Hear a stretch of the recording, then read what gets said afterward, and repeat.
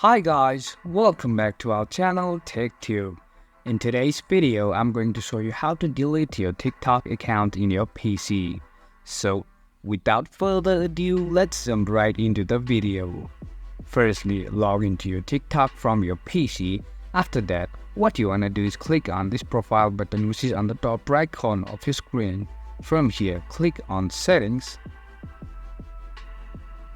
And under Manage Account, you'll find Account Control. And on Account Control, there is Delete Account. Just click on this Delete Account. Now, click on Continue and your account will be deleted. It's easy and simple. That's it for today guys. If you find this video helpful, then don't forget to give thumbs up, comments and feedbacks will be appreciated. Subscribe to our channel and don't forget to hit the bell icon so that I can come up with new videos like this.